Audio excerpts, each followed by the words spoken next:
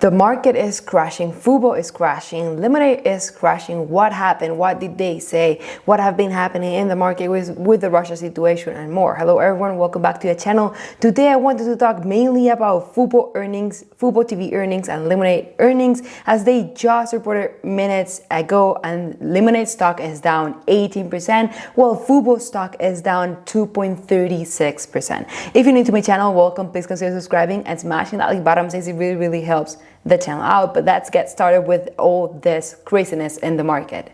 First of all, we can see that the S&P 500 was down 1.84 today, but it is down 11.91% in the year today, meaning that we are in correction levels at the moment with everything that have been going around in the past months. And in the past year, it's still up 7.64%, but since its peak last year, it's down 11%. The Dow Jones 1.38% down, the Nasdaq 2.57% down today only. Then we have stocks like Facebook, which is down 1.80%, Amazon 3.58% at $2,800, Apple 2.59%, Tesla below $800 at $764, as it is down 7% today. Then Square or Block down 5.67%, below $100, 88.72%, and in the year today is down 45%. Then Microsoft stock is down today 2.59% and more. And then in the cryptocurrency market, we can see that Bitcoin is down 14% in the past 7 days, and Ethereum 16% in the past 7 days. And all this because of all the uncertainty in the market, but mainly because of the Russia situation. Because after the Russia situation started, everyone forgot about interest rates and inflation apparently, but still we have those problems in the market, plus companies reporting earnings not that good of a guidance. Because let's start with the companies. If we check Fubo, the stock is down 1.84% today, but year to date is down 52.96% year to date. So we are in today is February 23rd, so in 2 months the stock dropped 52%, with a market cap of $1.21 billion in market cap. So let's see what did they reported. Here they had an extraordinary fourth quarter year, an extraordinary year defined by delivering triple-digit year-over-year growth in total revenues, advertising revenue, and subscriber growth, and all while we continue to drive and expand adjusted contribution margin. But something that maybe some people did not like was this, that they mentioned here, is that they believe that studios and networks siloing premium content on their owned and operated platforms is unsustainable, and the market will continue to move in our direction, favorite a bundle option, mainly because of their wagering business and all that. But then we can see here they reported revenue for the whole year 2021 of $638.4 billion, which was beating analyst expectations, as analysts were expecting $620 billion, a growth of 144%, which obviously is excellent for this company in such early stages. Their total operating expenses grew 29%, which obviously is very good in my opinion, as the revenue grew 144%. The thing is that they reported a net loss of $383 million. Their subscribers on a global basis,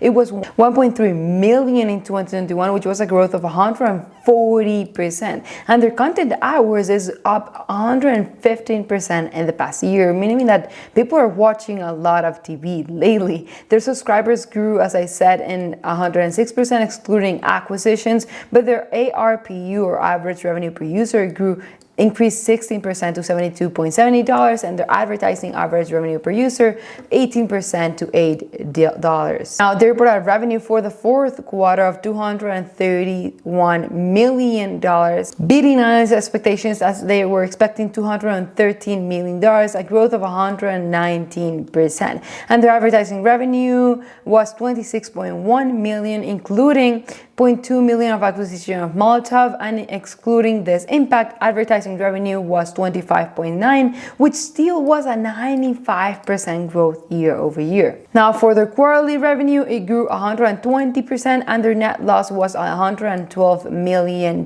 comparison to a $195 million they had in 2020, in comparison with their huge revenue growth of 120%. They reported earnings per share of $0.76, while analysts were expecting $0.67 or cents per share. Now their acquisition, remember that they reported their acquisition last year and last quarter, their Molotov acquisition, and apparently is progressing well. The strategic rationale of Molotov was to integrate their technology platform with Fubotv existing platform, which allows them to repeat internationalization and expansion, which will help Fubotv to accelerate their expansion process. And then on their wagering business, which I want to compare with DraftKings in another video, sport wagering in the US continues to grow at a rapid pace. As we said, more than 30 states are now live with or have passed legislation to allow sports wagering, while over 20 states allow mobile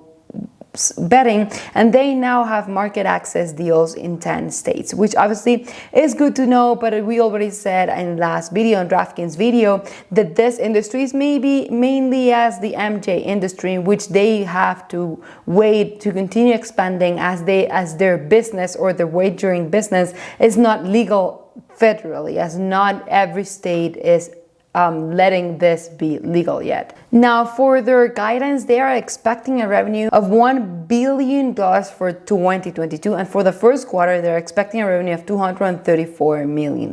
So they have a market cap of $1.2 billion, and they're expecting to cross the $1 billion mark for the revenue this year, 2022, and subscribers are expecting to close at 1.5 million subscribers for 2022. We do have to say that Fubo Gaming secures market access for mobile sports betting in Mississippi, Louisiana, and Missouri. Cleveland Cavaliers and Fubo Gaming announced Ohio market. Then they acquired the rights for the UEFA National Team Football and UEFA European Champions matches through Fox Sport, and Fubo acquires exclusive Premier League rights in Canada, beginning with 2022 and 2023. So right now they beat analyst expectations in revenue, but they missed analyst expectations on earnings per share. But their guidance was pretty good in my opinion, and the stock did not move that much, because we do have to take into consideration that their numbers were already kind of priced in, as they gave us kind of a summary weeks ago. But the stock is now down 5.51% at the moment. And now let's see what happened with Lmnd. We can see here that Lmnd is down 15.51%, and obviously that is not good at all. So what happened? First of all, they mentioned here that their in-force premium grew 78%, which is incredible, their total customer 43%, which is incredible, and then premium per customer 25%, which is incredible as well. But then we see the gross loss ratio, no bueno in my opinion, was 96%, and obviously that is not good in my opinion at the moment, but they explained later what did happen. The thing is that they saw 100% revenue growth in quarter 4 as compared with quarter 4 2020, and they ended the year with a $1 billion in cash and investments, which is a good news in my opinion. I'd like to see that this kind of risky company have this amount of cash at the moment, as they are in very early stages in which they need to invest a lot of money to their company still, as they are still expanding and growing at the moment in order to compete with insurance companies, with big and dinosaur insurance companies. You guys know that I love this, grow with their customers, as I believe that that is what is going to help them in the long term. But the thing that they said that made the stock drop 20% and now 15% was this: they expect that the balance will now shift, and over the coming quarters and years, this shift will take their business to new levels of efficiency, growth, and profitability, which is good news, right? But indeed, 2022 is expected to be our year of peak losses, meaning that according to this, after 2022, there will be a huge improvement in their net loss or net income possibly, as they will need to invest a lot of money this year in order to expand way faster. As they said, that they've been investing in all of this for years, but in prior years, those investments took a backseat to new product launches and technology build out. So obviously this guidance or kind of guidance for this year is not good at all, as it means that this year will not be the best one for them profitability wise. So they expect to have their peak losses this year, and obviously that is not good at all at this moment. But I do have to say that this is what makes Lmnd a huge risky company and investment at the moment, and that's why it only represents 4 or 5% of my portfolio. Yes, I'm down obviously about 40% and even more with this drop, but this is a huge risk investment, but with a maybe huge return in the long term, depending on how they do to expand and continue improving and innovating their business. Now, the Lmnd card, I wanted to see an update on this as they announced a Metromile acquisition last quarter, and Lmnd card is off to a strong start in Illinois with about three-fourths of Lmnd card customers bundling it with at least one other Lmnd policy, which is good news in my opinion, as three-fourths of their Illinois customers that acquire the Lmnd car insurance are now adding other type of insurances to their bundle, which obviously improves or is good for Lmnd and Lmnd growth. But their loss ratio, their quarter four ratio, as we saw, was 96%, according to them, due to a handful of older large losses for which we under-reserve. But in my opinion, this is not why the stock dropped that much.